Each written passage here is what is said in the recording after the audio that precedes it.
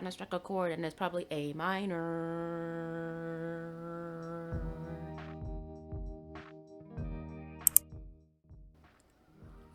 Hi, my name is Dami, and today I'm going to talk about how I got my agent. You know what? First, I should talk about what querying is. So for people who don't know, querying is essentially when authors send out letters to agents in hopes that they will represent them. And a query package usually includes the query letter itself, so kind of like a marketing letter essentially, a summary of your book, and the first 10 pages or first chapter, first 3 chapters. Every agent can request, a different number of intro pages essentially. And if the agent kind of likes what they see, they will request more materials. I need to take my meds. I'll be back. I did this last time actually. I did not take my meds. Okay. Did you take your meds today? Anyway, so for my first book, Children with Gifts, I actually started querying that book back in August 2022. I queried over 100 agents, and I queried a couple of small independent publishers as well. And in the end, I got a publishing deal through an indie press. I'll maybe make a video about that some other time, but today it's more about how I found my agent. So I started querying for The Sun Has a Shadow in January 2024. Since my very first query, January 9th, I pitched it as 5 years after the sun disappeared from the sky, 2 teenagers embark on a treacherous journey to protect the world's final hope of bringing it back. So initially I did batch query, sent out maybe like 5-6 queries at a time. I definitely queried agents who I knew would respond a little bit faster, a little bit quicker. My reason for doing this is I wanted to kind of have a good feel for if my query package was at least garnering interest. My thought or thinking was that if agents are asking for more pages after seeing my query package, then that means my query is working. I did get interest pretty quickly. So within like the first 10 queries I sent out, I think maybe 1 or 2 requested more pages. And so that told me, okay, my query's good. I'm in a good spot. Fantastic. Now, March is when things started to kind of took a turn for me in a good way. So March 6th, I received an R&R, which is a revise and resubmit. And what that means is the agent liked it. They requested a partial manuscript, which I believe was for 75 or 100 pages, if I'm remembering correctly. They sent me a R&R, a revise and resubmit, with about a page-ish of kind of thoughts and notes and that sort of thing, with the, kind of caveat at the end that, this is all subjective. You don't have to take any of this sort of feedback on at all if you don't resonate with it. But I would love for you to resubmit if you were able to implement some of these changes. Now, R&Rs are hard because no guarantee that even if you do the R&R, that agent is still going to sign with you.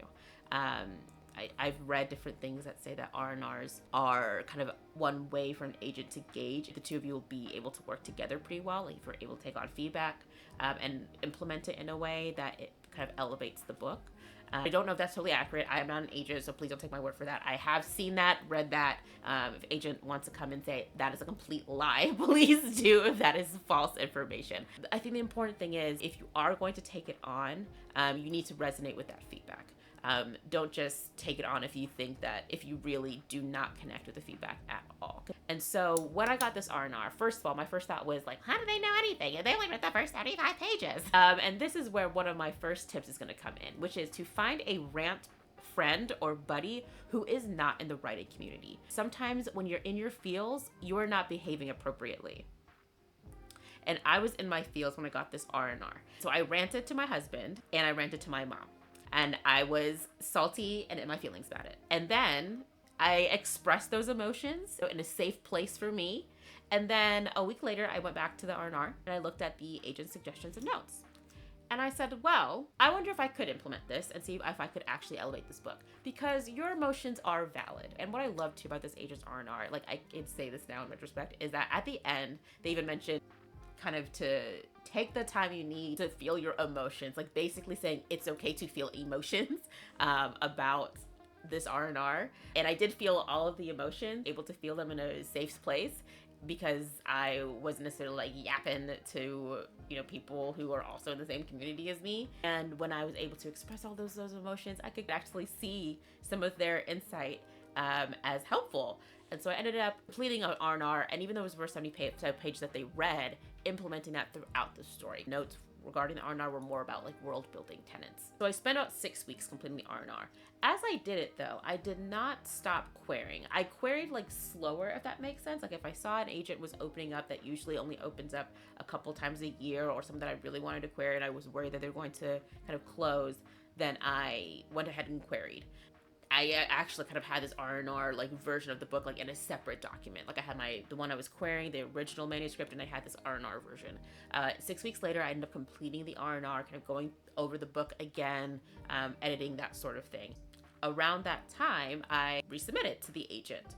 Anyone who has my full manuscript, I go back and I say, hey, I've been working on an R&R for another agent, just finished it up, so this manuscript is a little bit different. If you haven't read it already, I can send you the new manuscript, but if not, no worries. Like if you've already started, no worries. Like kind of including that caveat. All of the agents who had my full at that time said, please send me the manuscript. Either they just like were just about to start or they hadn't started yet. Fantastic. Around this time too, I participated in one of the online Twitter pitch events. I received, I think, 2 agent likes there and submitted my full manuscript through those pitch events. So I submit my new and updated manuscript to a bunch of agents. And a week later, one of the agents with my full manuscript sends me this email. Thank you for sending this R&R along and for your patience while I dove into The Sun Has a Shadow. I was able to finally sit down and really dig in over the weekend, and I think it's absolutely wonderful. Your characters are distinct, there's so much in this world to explore, and you touch on important themes while keeping the pacing quick and easy to follow. So many things I look for in YA and fantasy in particular. And the email continues, but essentially we set up a phone call. So that agent was my very first offer of representation, and that email I received in April 23rd. 2 days later, I had the call with that agent. And what was very unique about the call with this agent was that it wasn't just with the agent, it was also with the agency's founder. I did not end up going with this agent, but they were absolutely fantastic. I would have been absolutely happy and totally stoked to work with this agent and to work with that team. I think what was really great about having both of them on the phone call was I could hear how the two of them also communicated with each other, and there was no point where one person was kind of talking over the other person. It was such a great collaborative, like I could hear the collaboration in the phone call, and I felt really great after the phone call. Now it's time to reach out to agents who have my query still and who have my full manuscript and let them know that I do have an offer. Thing is, when you send out nudges, a lot of people do reject at that point simply because they won't have time to get to your manuscript in time before a deadline. Usually agencies, what I hear is that usually agents will give you 2 to 3 weeks after the call to decide if you're going to go with them or not. And so that gives everyone else a 2 or 3 week turnaround time to read your manuscript and get back to you and set up a phone call if they want to offer. Agents are busy, and so that's not a whole lot of time. And if you don't like the agent that offered, you will get a slew of rejections, and you can potentially see other opportunities like kind of pass you by. And I say this because there were 2 agents who were on my dream list. I know that you're like not supposed to have like dream agents or whatever. I had them, okay? I did. There were 2 agents who were on my like dream agent list. If I worked with them, I'd be like, wow, amazing. And they both rejected because they simply wouldn't have time to read it. And in the end, that's totally fine because like I said, I would have been super happy to go with the first agent who did offer. After I sent out nudges, I did receive an additional 7 full requests for my manuscript. So that means that I sent out nudges to people who just had my query and said, hey, I have an offer of rep. Just letting you know, I want to get back to them within 2 to 3 weeks. And 7 agents said, please send me your full manuscript, which I thought was a ton. Like, I thought that was a lot of people. I'm not going to go into all of the details with every single phone call and all that type of stuff. But in the end, I received 5 offers. And one of those offers I had queried pretty early because I knew she was a very fast responder. And I did not hear back for 3 months. And I'm sitting there. And she's usually, like I said, a fast responder. And I was like, dang, did she forget about me? But when I sent her the R&R back in April, she requested my full within 3 days. Kind of moving on to the next other thing about querying for me was the maybe pile. What is the maybe pile? In Query Tracker, you can kind of see all the people who have submitted their manuscripts or submitted their queries to an agent by date.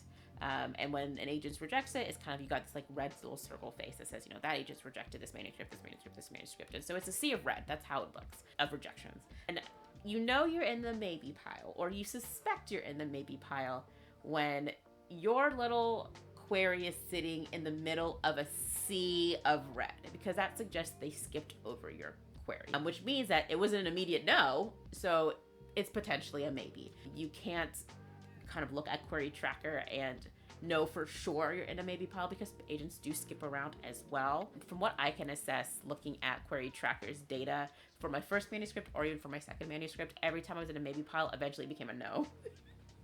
So I don't have like high, lofty hopes for maybe piles personally.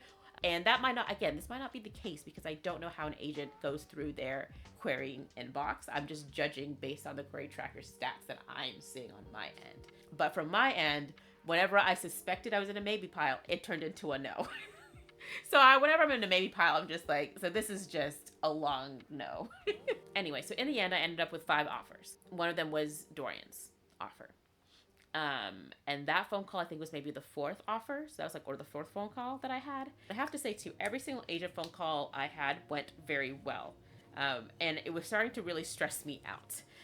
By the time I got to Dorian's phone call, I was really stressed out because I was thinking to myself, how am I supposed to choose the right agent for me? It's something that people had said, you know when you know, like you'll know when you know. Like trust your gut. I was like, my gut is confusion.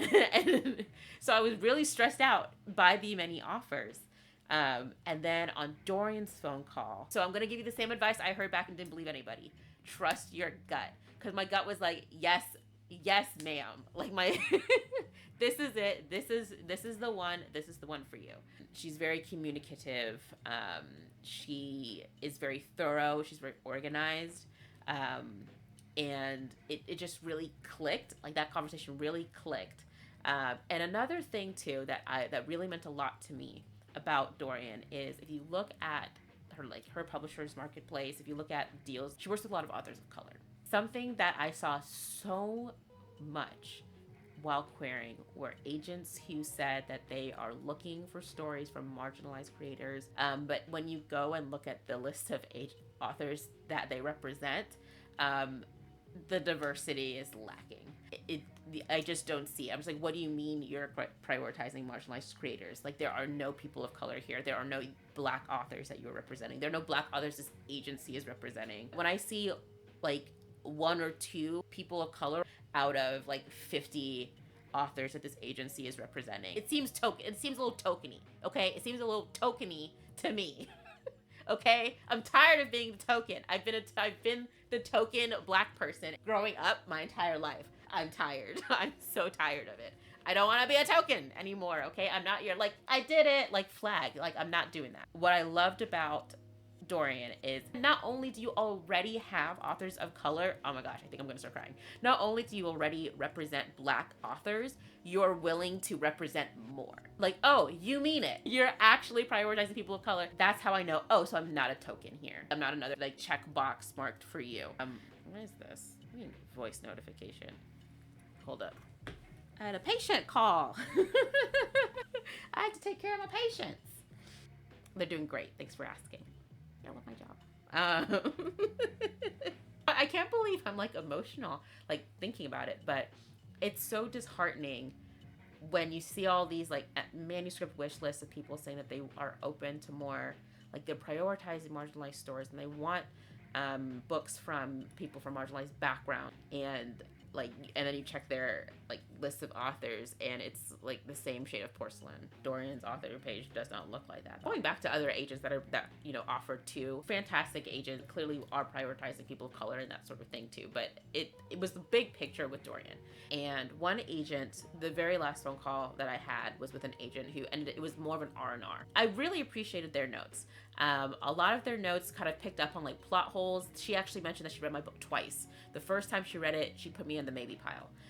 And then she read it again when I told her I had an offer. So I really appreciated this agent. She seemed like an agent who would go to hell and back for her authors. Any author who's working with that agent, she's like with the hammer. Like, she's fantastic. I liked her a lot. I liked her a lot. But in the end, it didn't, like, things just clicked with Dorian, and that's in the end why I went with Dorian. R&R. So the agent who requested the R&R first did not have time to read my full manuscript with a 2 to 3 week turnaround, so she actually ended up passing. Querying stats in full. So all is said and done, I sent out in total 96 queries, 6 partial requests, had 21 full requests. Now, 14 of those were before the offer of representation. And like I said before, I received an additional 7 full requests after I nudged with the offer of representation. And in total, I received 5 offers and 1 R&R, 1 revise and resubmit, which is from that very last phone call that I received. And so I spent a total of 4 months or 105 days querying. Rejections, 79 rejections. However, 26 of those were queries that I withdrew because I just didn't hear back in time. So like the day before I signed with Dorian, I withdrew 26 queries. So by the time I got the first offer, I had 10 full manuscript requests out and 2 partial requests out.